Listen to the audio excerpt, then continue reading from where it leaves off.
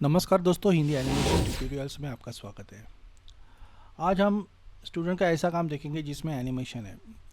मैं उस एनिमेशन की बात नहीं कर रहा हूँ जहाँ पे पेंडुलम, बाउंसिंग बॉल वगैरह जैसी बेसिक चीज़ें बनाई जाती है।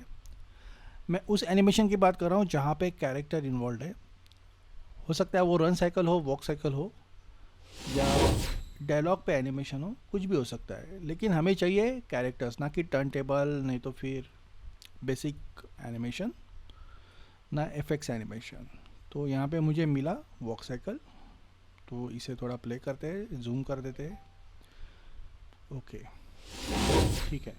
ये वॉक साइकिल बिल्कुल ठीक लग रहा है, जैसे उसका स्टेपिंग अच्छा है, पासिंग पोज अच्छी है, कॉन्टैक्ट सही लग रहा है, हाथ का भी जो मूवमेंट है वो पेंडुलम की तरह हो रही है।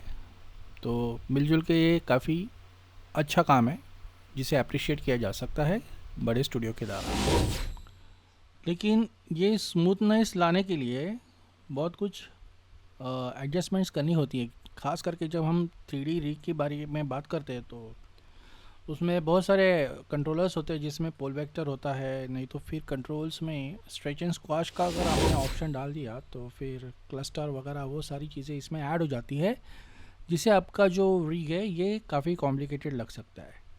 तो अभी हम लोग इसके लिए एक मतलब जिन लोगों को अभी प्रॉब्लम आ रही है उनके असाइनमेंट्स पे थोड़ा काम देखेंगे, ना कि ये लोगों को ये प्रॉब्लम सॉल्व करके वो असाइनमेंट सबमिट कर चुके हैं फाइनल, क्योंकि वहाँ पे हमें वो प्रॉब्लम्स नहीं दिखाई देगी, वो प्रॉब्लम सॉल्व करके ये काम दिखाई दे रहा है। हम वैसा काम देखते हैं जहाँ पे प्रॉब्लम्स ऑलरेडी है। तो थोड़ा मुझे और मेरे स्टूडेंट लिस्ट में देखना पड़ेगा किसी का काम या मेरा खुद का काम जहाँ पे ये प्रॉब्लम्स मेरे को आ रही है, तो मैं वो भी आपको सॉल्व करके दिखा सकता हूँ।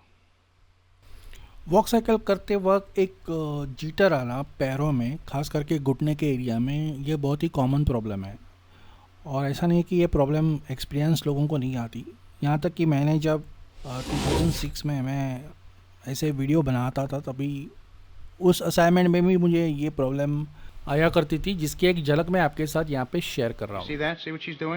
स्टेप नंबर 4 में हमें अपने कैरेक्टर को फिनिशिंग टच देना है। आप देख रहे हो एक पैर में हल्का सा जर्क है, वो जर्क निकालने के लिए हमें ग्राफ एडिटर पे वापस से जाके थोड़ा पैर के एनिमेशन को ट्यूट करना होगा। ये जो आप देख रहे हो ये 2006 में बना हुआ वीडियो ट्यूटोरियल है, काफ़ी पुराना है, और इस टाइम माया 2008 चल रहा था मेरे ख्याल से। तो ये रोल बॉल पे जो भी कैरेक्टर एनिमेशन में अपना कंट्रोलर है पैर का, पहले सबसे पहले तो हमें, ठीक है, अगर आपको ये पूरा वीडियो देखना है तो आप ऊपर कार्ड चेक करिएगा। ये 12 साल पुराना मेरा वीडियो ट्यूटोरियल है, जब यूट्यूब चैनल मैं शौक के लिए किया करता था, ना कि एक प्रोफेशनल ट्रेनिंग इंस्ट्रक्टर या मेंटोर के तौर पे, क्योंकि उस टाइम मैं खुद एक जॉब पे था रिलायंस में।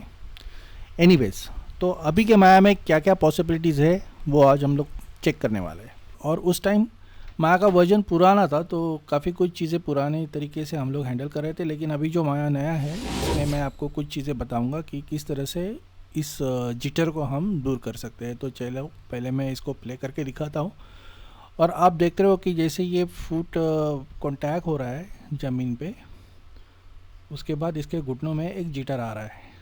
अब इस जिटर के पीछे का असली कॉज जानने के लिए माया ने हमें यहाँ पे एक टूल दिया हुआ है, और उसे आप एक्टिवेट कर सकते हो। मेरे ख्याल से आपको जाना होगा यहाँ पे एनिमेशन शेल्फ में जाके आपको मोशन ट्रेल पे क्लिक करना है, और याद रहे वो ऑब्जेक्ट आपका सिलेक्ट रहना चाहिए जो कि उसका कंट्रोलर है नी का। मोशन ट्रेल टूल एक्टिवेट होने बाद आपको इसकी ट्रैजेक्टरी पता चल रही है। यहाँ ये जो पॉइंट है यहाँ पे ये जीटर बन रहा है, यानी कि घुटना पीछे की तरफ आ रहा है और फिर तेज़ी से आगे की तरफ बढ़ रहा है। ठीक है, ये इशू है। अब इसका मेन रूट कॉज आपको पता चल गया है।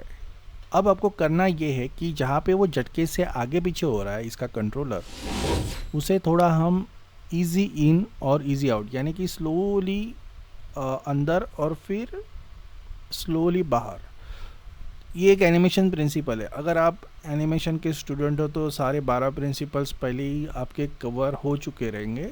हम तो करवा लेते हैं हमारे क्लास में। तो बस यही है कि अभी वो जो प्रिंसिपल है वो यहाँ पे हमें अप्लाई करने की ज़रूरत आन पड़ी है।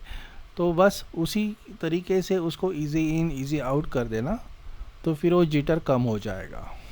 और ये चीज़ आप मोशन ट्रेल के मदद से आराम से कर सकते हैं। जो पहले वाले जैसे कि हमारे ज़माने में ये मोशन ट्रेल वगैरह नहीं हुआ करता था माया में, तो काफ़ी दिक्कत आती थी ये समझने के लिए कि कहाँ पे कैसे क्या जिटर हो रहा है। एनीवेज, अब ये तो हम फ्लेक्सिबल रिग की बात कर रहे थे जिसमें स्केल वगैरह काफ़ी सारे मतलब एक डिफॉर्मर्स क्लस्टर पहले से बने हुए हैं। बट एक अगर आपके पास ऐसा नॉर्मल रिग है जिसके साथ ये सारी चीज़ें नहीं है, तो इसको कैसे करें, तो ये भी थोड़ा जान लेते हैं। तो सबसे पहले आप उसका एट्रीब्यूट एडिटर, चैनल एडिटर और एट्रीब्यूट एडिटर चेक करें, और यहाँ पे देखिए लेग स्ट्रेच वगैरह ऐसी कुछ ऑप्शंस अगर दिए गए हैं रिगर की तरफ से, तो आप ज़रूर इसका इस्तेमाल करें, क्योंकि आजकल मॉडर्न रिग में तो ये सारी चीज़ें दी जाती है। एक एक्सपीरियंस रिगर आपको ये सारे ऑप्शंस मुहैया करवा सकता है। अब इसका जिटर फिक्स करने का वही तरीका है, आप मोशन ट्रेल को ऑन करें उस कंट्रोलर को सिलेक्ट कर, और साथ में मैं ग्राफ एडिटर भी यहाँ पे ओपन कर देता हूँ। अब इसमें आपको वही स्ट्रेच वैल्यू मिलेगी, लेग स्ट्रेच वैल्यू, जो हमने अभी चैनल बॉक्स और लेयर एडिटर में देखी थी। आप उस वैल्यू को यहाँ से एडजस्ट कर सकते हो सेफली, और देख सकते हैं एक बार आप उसे, जैसे कि easy in easy out principle यहाँ पे भी अप्लाई होगा, बट डिफरेंट तरीके से। यहाँ पे हम लोग एक एक की को एडजस्ट नहीं करें, यानी कि नी कंट्रोलर को पकड़ के वैसे उसका की इजी इन इजी आउट में नहीं कर रहे हैं, बट एक जो एडिशनल रिग के साथ कंट्रोलर आया है लेग स्ट्रेच का, उसको थोड़ा हम ट्विक कर रहे हैं ताकि वो जिटर चला जाए नी का। तो बस ये करके एक बार आप वापस से प्ले करके देख लेना एक बार हो जाने बाद, और फिर हमें पता चलेगा कि कैसे ये काम कर रहा है। तो मॉडर्न रिग में ये सारी सुविधाएं होती है, आपको ये मिलेगी। एक बार थोड़ा सा मैं इसको ठीक ठाक करके वापस से मैं प्ले करता हूँ, ठीक है। ओके, मेरे ख्याल से अभी काफ़ी हो चुका है इसमें।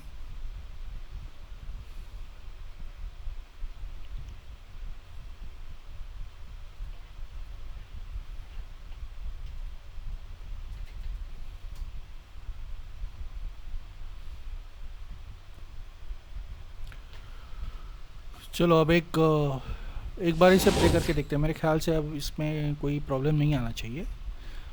तो बस वो आगे पीछे होने वाली चीज़ चली गई। ऐसे ही हम लोग फिक्स करना है चीज़ों को। अब मान के चलो कि आपके पास बिल्कुल एकदम ओल्ड स्कूल रिग है जिसमें ये स्ट्रेच एंड स्क्वाश वाला ऑप्शन नहीं है, उस इतनी फ्लेक्सिबिलिटी नहीं है और बिल्कुल रिजिड है, तो फिर उसको कैसे किया जाए, ठीक है। तो सिंपली उसके लिए आपको बहुत ही पेनफुल प्रोसेस होती है, जैसे कि मैंने मेरे पुराने वीडियो में आपने देखा वो मैं 2008 वाला, तो हमारी कुछ ऐसी हालत हो रही थी उस टाइम। देखो क्या होता है, इसमें आपको हर चीज़ के ऊपर ध्यान देना होता है, हर कंट्रोलर को आपको सही से जगह पे लगाना होता है, और ये बिल्कुल मैनुअल प्रोसेस है। एक एक कंट्रोलर का एक एक की फ्रेम आपको नोट करना है और उस हिसाब से उसको एडजस्ट करते जाना है जब तक वो आपका जिटर ना जाए, और इसमें कितना समय लगेगा ये किसी को नहीं पता होता। अब जहाँ पे प्रॉब्लम है वहाँ पे सॉल्यूशन तो होगी ही, और बतौर एक एनिमेटर आपको अब ये ढूंढ निकालना है कि ये नी में जिटर आता क्यों है। तो इसके लिए दो एलिमेंट्स जिम्मेदार है, एक है हिप कंट्रोल और दूसरा है पैर के नीचे वाला फुट कंट्रोल। डायग्राम से समझे, ये है पैर और यहाँ नीचे एक जॉइंट है और ऊपर एक जॉइंट है। तो इन दो पॉइंट्स के बीच में जो भी चेंजेस होते हैं वो हमारे घुटने पे असर करते हैं। फिर ये कमर का ट्रांसलेशन हो सकता है या रोटेशन, नहीं तो फिर हिप का ट्रांसलेशन रोटेशन, नहीं तो फिर फॉरवर्ड और बैकवर्ड मूवमेंट, ठीक है। और फुट कंट्रोल पे तो कई सारे ऑप्शंस होते हैं, जैसे toe break, foot roll, heel pivot, toe pivot वगैरह। तो ये सबसे पुराना तरीका है और बहुत टाइम टेकिंग है, यानी कि आपको हर एक कंट्रोल को देखना होगा, उसके एट्रीब्यूट को चेक करना होगा, आपको ग्राफ एडिटर भी देखना होगा, आपको डोप शीट में की को आगे पीछे करना होगा। देखो, इसमें आपका बहुत टाइम जाने वाला है, और ऐसा नहीं कि इतना टाइम जाने के बाद आपको रिज़ल्ट समाधानकारक मिलेगा ही, बट अगर मिलेगा भी तो आपको बहुत सारा टाइम आपका खर्च करना पड़ेगा। इसलिए ओल्ड फैशन रिग को अवॉइड करना ही अच्छा है। आप देखिए कि अभी जो नए ज़माने के रिग है उसको डाउनलोड करके आपका शोरील बनाने का प्रयास करें, तो कम से कम समय में आप अच्छा सा अच्छा आउटपुट दे सकते हो। यकीनन एक परफेक्ट वॉक साइकिल को पाने के लिए आपको बहुत मेहनत करनी पड़ सकती है, बट याद रखिएगा कि प्रोडक्शन टाइम सेव करने के लिए आपको ये चीज़, एक एनिमेशन क्लिप, नहीं तो फिर आप एक एनिमेशन लाइब्रेरी बना के रखो जिसमें वॉक साइकिल, रन साइकिल, ऐसे जो आपने एनिमेशंस किए हुए हैं, खास करके लूप एनिमेशंस, इनका एक संग्रह बनाओ, यानी कि एक कलेक्शन। और फिर उसी एनिमेशन को बार बार आपको यूज़ करना है। और ये जो एफ़र्ट्स आप डाल रहे हो वॉक साइकिल परफेक्ट करने के लिए, फिर वो वन टाइम एफ़र्ट्स हो जाते हैं, और ऐसे करके आप अपना प्रोडक्शन का समय बचा सकते हो। तो ये आगे आने वाली चीज़, मतलब how to use your work for production, how to optimise your time and your files with according to production, वो सारी चीज़ें हम आपको जब आप प्रोजेक्ट करते हो फाइनल, तब आपको सिखाते ही है।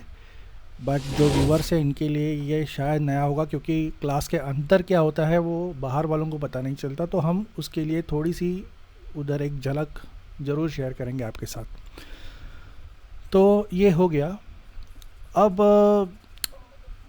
बहुत सारे लोग ये सवाल पूछ सकते हैं, मतलब हमारे स्टूडेंट हमें पूछते हैं, तो उसी हिसाब से मैं यहाँ पे एक अनुमान लगा रहा हूँ कि आपके मन में एक सवाल आ सकता है कि अगर हम लोग रिग सीख रहे हैं या हम रिगिंग सीख रहे हैं, तो फिर हमें किस तरह का, किस टाइप का नेक्स्ट जनरेशन रिग जो आप बोल रहे हैं वो हमें कैसे सीखने को मिलेगा, या कहाँ पे वो उसके ट्यूटोरियल अवेलेबल है वगैरह।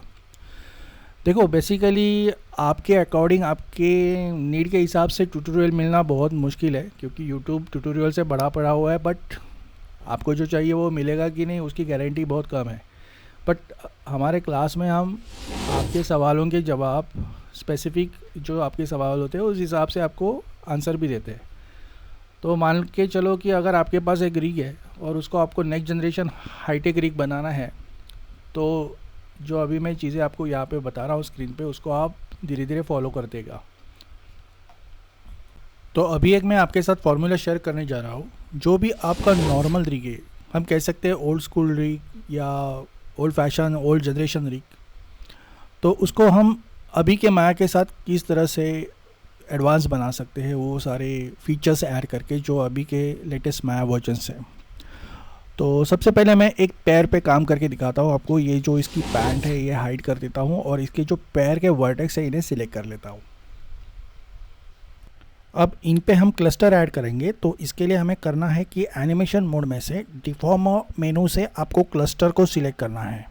इस क्लस्टर को ऐड करने से इस मेश पे जो पहले की ज्योमेट्री डिफॉर्म हुई थी वो अब छूट चुकी है। तो इसलिए मैं इस ज्योमेट्री को सिलेक्ट करता हूँ और फिर डिफॉर्मर से वेट पेंट में मैं क्लस्टर सिलेक्ट करता हूँ। ठीक है, वेट पेंट क्लस्टर। अब हम अपने हिसाब से इसे वापस से डिफॉर्म करेंगे, तो इसके ऑप्शन बॉक्स में पहले चले जाते हैं। तो आप इस टूल पे डबल क्लिक करिएगा। ऑप्शन जैसे ही ओपन होता है तो यहाँ पे हमारा स्मूथ ऑप्शन सिलेक्ट होना चाहिए, यानी कि जो भी हम लोग करेंगे अभी वो स्मूथ मोड में करेंगे। ठीक है, अब मैं शुरू कर देता हूँ, और फिर हम इसके जो बारी बारी से आपको अभी काम करना होगा, ये बहुत वापस से, मतलब देखो, अगर आप इस चीज़ को भी देखोगे तो ये यहाँ पे भी अभी आपको थोड़ा पेशेंस लगाना होगा। तो animation is all about patience. अगर आपको जो रिज़ल्ट चाहिए वो रिज़ल्ट वैसे के वैसे पाने के लिए बहुत सारी चीज़ों को आपको ध्यान से करना पड़ता है यहाँ पे। और मतलब अगर आप करोगे, उतना आप पेशेंस रखोगे, उतना आप टाइम इन्वेस्ट करोगे, तो बिल्कुल आपका जो प्रोडक्शन वैल्यू है वो एकदम से हाई हो जाएगी, मतलब वो बहुत निखर के सबके सामने आ जाएगी। तो बस यही है। अब देखो मैं किस तरह से इसे पेंट करते जा रहा हूँ, और ये जो मैं क्लस्टर ऐड किया हुआ है उस हिसाब से मैं इसको डिफॉर्म करते जा रहा हूँ। और इसमें मुझे ये देखना है कि मेरा जो ज्योमेट्री है, यानी कि जो मेरा कैरेक्टर का जो पैर है वो सही से, मतलब उसका जो फ्लो है वो और वॉल्यूम वो ठीक से रहे इस पूरे प्रोसेस में, नहीं तो फिर वो ये अपाइच लगेगा जैसे अभी लग रहा है। ठीक है, अभी ऐसे लग रहा है कि इसको कुछ हड्डियों की बीमारी है वगैरह ऐसा। तो इस तरह से हमें इसे नहीं छोड़ना है, हमें इसे कन्विंसिंग करना है। लोग देखने से उनको लगेगा कि हाँ ये एनाटॉमी का इसका एक नेचुरल पोस्चर या नेचुरल उसकी पोज है। कुछ ऐसा अजीब नहीं दिखना चाहिए, ऐसा नहीं लगना चाहिए कि ये थोड़ा दिव्यांग टाइप का बंदा है या थोड़ा अपाइच हो गया है वगैरह ऐसा। तो ये आपकी ज़िम्मेदारी है। अभी ये आप कैसे करते हो ये आपके एक्सपीरियंस से आपको आएगा, आप कितना काम कर चुके हो, कितने टाइम आपने डिफॉर्मस वेट पेंट यूज़ किया है, आपने कितना टाइम वेट पेंट में blend skin wet paint use किया है। तो ये again it's all about your practice and experience. ठीक है, तो बिल्कुल पहले अटेम्प्ट में आपका नहीं होगा, लेकिन आपको ये करते रहना चाहिए। फिर आप देखो अभी ये हमारा जो एडवांस या मॉडर्न रिग है उस हिसाब से ये क्लस्टर को आप पकड़ के मूव कर सकते हो, और ये जिटर भी आपका निकल चुका है। ठीक है, तो ऐसे कुछ ट्रिक्स टेक्निक्स है, आप अपने पुराने रिग को भी इस तरह से मॉडिफाई कर सकते हो, और यही है एडवांस रिगिंग। तो यही है दोस्तों, हिंदी एनिमेशन ट्यूटोरियल के आप स्टूडेंट वर्क एरिया में देखोगे तो आपको पता चलेगा कि जो भी क्लासेस होती है, जैसे हम लोग क्लासेस यहाँ से हमारे स्टूडेंट को सर्विस देते हैं इस विषय के ऊपर, तो ये सारी जो चीज़ें हैं वो कवर की जाती है स्टेप बाय स्टेप।